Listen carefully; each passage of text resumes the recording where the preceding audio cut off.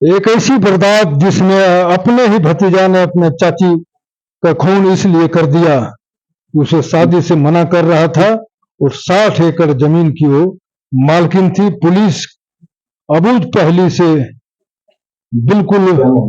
दूर थी और भतीजा अपने चाची के साथ करने थी। सुनिए एसपी क्या को बिंदापातर थाना अंतर्गत गुलडुमरिया गांव में एक वृद्ध महिला की नृशंस हत्या की गई थी और यह अज्ञात व्यक्ति के द्वारा हत्या की घटना जो है प्रतिवेदित हुआ था। तत्काल एफएसएल की टीम हम लोगों द्वारा भेजा गया था और चूंकि यह घटना जो है वो अज्ञात था, तो इस संदर्भ में नाला एसडीपीओ के नेतृत्व में एक टीम बनाई गई, जिसमें बिंदापातर थाना प्रभारी और इनके जेएसआई जो है उसकी टीम के द्वारा जो है इस पर कार्य शुरू किया गया। क्योंकि यह एक अननोन मर्डर था, रात्रि के समय घटित हुई थी और किसी तरह का कोई टेक्निकल एस्पेक्ट हमारे पास नहीं था। बहुत सारा मैनुअल इनपुट पे काम करते हुए और सभी पहलुओं को ध्यान में रखते हुए इस कांड का उद्भेदन हम लोग के द्वारा किया गया है। घटना यह है कि शुक्रमुनि किस्कू, जो कि वृद्ध महिला है, अपने घर में सोई हुई थी और रात्रि के समय इसके गला काट करके हत्या किया गया।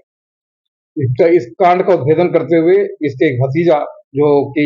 सिर्फ अपनी एक वृद्ध महिला और इसकी भतीजा है,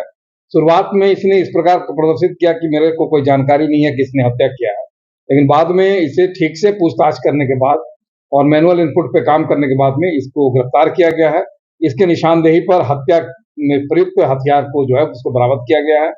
और घटना करने का जो मूल कारण है कि इस महिला के पास में लगभग 60 एकड़ लैंड इसके पास है और जो भतीजा है, जिसका नाम जो परमेश्वर सोरेन, इस व्यक्ति की गिरफ्तारी हुई है क्योंकि घर में और कोई नहीं थे और यह अब उम्रदार भी हो चुका था और ये शादी करना चाहता था और इसकी जो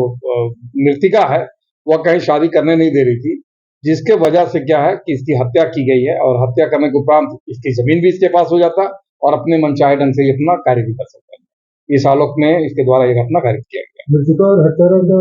आपसी संबंध चाची और भतीजे का रिश्ता है और इसके घर में और कोई नहीं है। काफी बड़ी प्रॉपर्टी है, 60 एकड़ लैंड इसके पास है और लगभग है और अभी इसमें पता कर रहे हैं कि और भी कोई पहलू है क्या, लेकिन अभी वर्तमान में जो समझ में आया है कि यह अपना जीवन में एक नई संगनी लाना चाहता था और साथ साथ में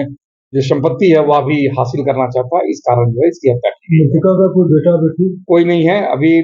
मृतिका का कोई नहीं है, बट ये परमेश्वर सोरेन जो है उसका जो है एक बेटी है, लेकिन वह शादीशुदा है, वह चली गई।